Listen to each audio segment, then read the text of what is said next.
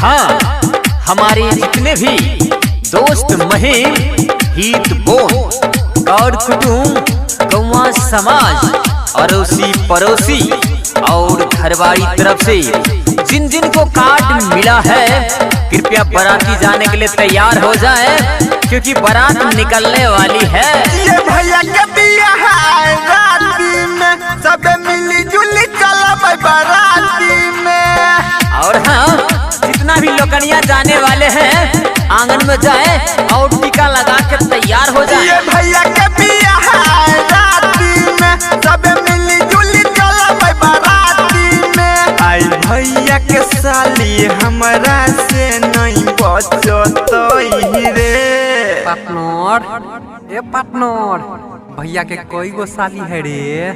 Partner 3-4 गो साली है आ सब के सब टॉप माल है आ छठकी साली बाप रे खतरा माल है।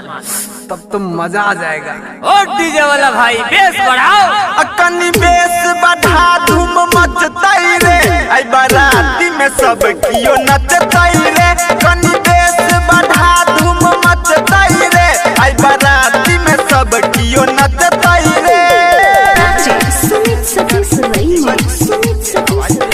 और हाँ, जितने भी 4 चक्के वाले हैं कृपया गाड़ी को लाइन में लगाएं और डीजे को आगे ले जाएं। रे चश्मा वाला छोरा रे, नटुआ को कहे बच जाता है रे? अरे वो भी लौंडा ही है। खूबे फोड़बई बम पटाखा रे, हिल जेतई पूरा इलाका रे। रे बैग वाला छोरा, फटाका साइड में जाकर फोड़ना, उधर अगल बगल में खर वाला घर है। खूबे फोड़बई बम पटाखा रे, हिल जेतई पूरा इलाका रे। टोला मोहल्ला आस पड़ोस में होतई धूम धड़ाका रे। सुन ले नरे छोड़ा या परे डर रे, बंद होई के नहीं चाही जनरेटर रे। ने तो भैया के साली एह कोटा नहीं पटतई रे। पार्टनर कथीला रोता है रे? नहीं बुझा, वो तो जो डीजे बंद हो जाएगा नु तो इज्जत का कचरा कचरा हो जाएगा। पार्टनर टेंशन काहे लेता है? ये जो ऑपरेटर बैठल है बहुत तगड़ा है, उसका रहते हुए डीजे बंद नहीं होता है। तुम टेंशन मत लो, चुप हो जाओ बाबू, चुप हो जा। ए डीजे वाला भैया, इसी बात पर धमका दीजिए तो अपना स्टाइल में। कनी बेस बढ़ा धूम मचतई रे। आई बाराती में सब कियो नचतई रे। कनी बेस बढ़ा धूम मचतई रे। आई बाराती में सब कियो नचतई रे।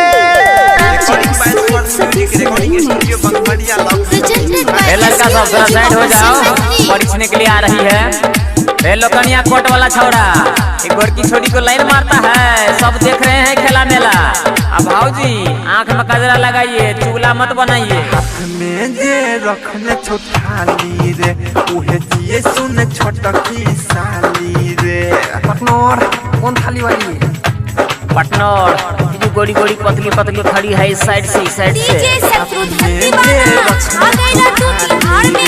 उहे सुन छोटकी साली रे, बुझे न दिहे ना मरे अपन त चुनी चुनी पढ़तौ गाली रे। गायक जीव छक बजबी है गाना रे, बंद करी है न ये तो चाहे थाना रे। रविंद्र अमित गोली के फायर करतई रे। हाँ बस कीजिए। अरे ऑपरेटर तुम काहे डरता है रे? अभी से जीव सिंह का गाना भर रात बजने दो। अमित भैया है ना, टेंशन मत लो। कनी बेस बढ़ा धूम मचतई रे। आई बाराती में सब कियो नचतई